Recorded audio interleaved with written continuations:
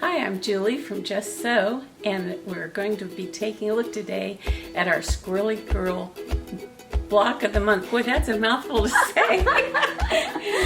If you remember, the charts for the first block look like this, and I told you that I'm doing mine as a raw edge applique. So I turned these sheets over and I drew them on the back as my guide for cutting out the fabric.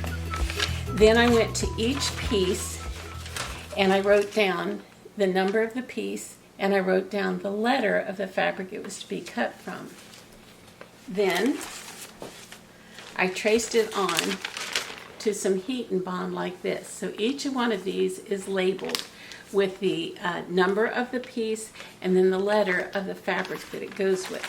Now, to know which fabric that is, remember we used our color chart and we gave a letter name to each of these swatches. That just made it quicker to me to identify the fabric. This is the block that we're looking at today. And I cut out my pieces after you trace them onto the paper. You cut them out and iron them onto the wrong side of the appropriate fabric. And then you cut them out along the drawn line for the when you're doing the raw edge applique. So I have done that and assembled this far.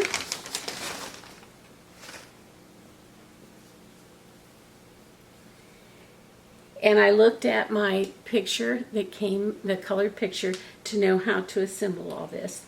Ironed it in place and then stitched it on. And I'm going to show you how to do one of those. I have one leaf to put on still. And I went ahead and drew an outline here. I don't know that you can see that, but with my friction pen I drew a little outline to show me where to place this. For these embroidered lines that form the stems, I also drew those on with a friction pen and then embroidered along those lines. So when you have your piece that has been traced onto the heat and bond paper, and see all the little scribbles I've got down here showing the color and the number of the piece and the color name and where the line should go and so forth. Now I want to separate the paper from the fabric, and I've learned that the best way to do this is to take a sharp point like your scissors or whatever, drag it across it like this on the wrong side, and the point of that blade was sufficient to tear the paper. That way you're not out here at the edges trying to get it separated. And once you've made that little cut, it's very easy to peel the heat and bond off the back. And now I have my leaf ready to put on. So I'll look here on my piece and position it.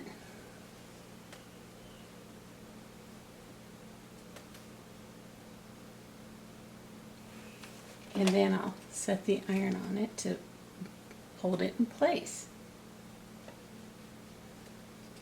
The heat and bond works pretty quickly. And of course that's also going to erase those black lines that I drew with my friction pen. Now we have the leaf in place. Now I'm going to do just a simple zigzag stitch around it. I want my stitching, my zigzag to be so it takes one bite in the applique and one bite out in the fabric. So I do a test stitch to make sure it's positioned right for that.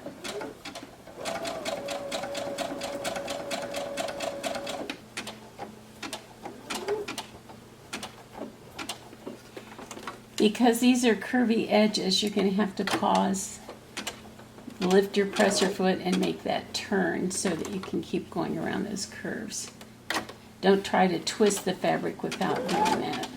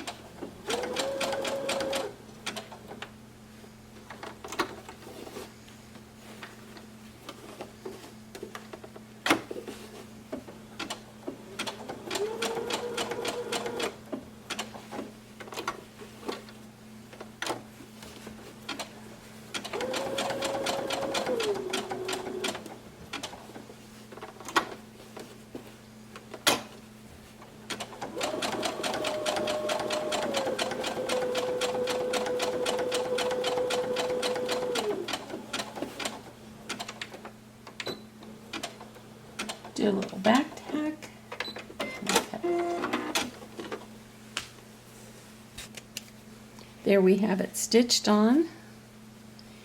And I like to give it a good press after I have stitched it.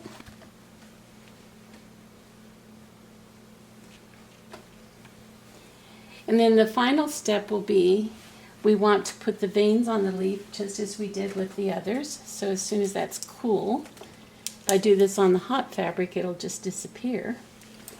I'll put that central vein in it and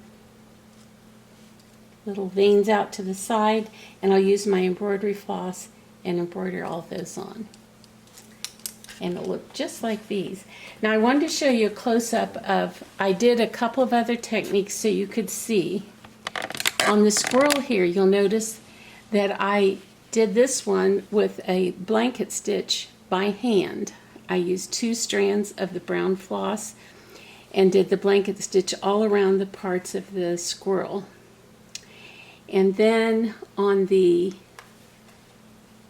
little acorn cap here, I used just 1 strand of thread since that was a smaller piece and did a buttonhole stitch, and I actually think I like that better. It's not quite as strong a color as the brown was on this one, so I kind of like the look of that.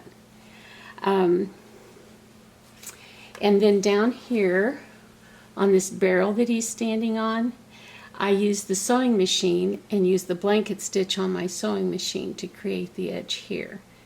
So that shows you a different look. It does more overcasting and it helps define the edge of the pieces.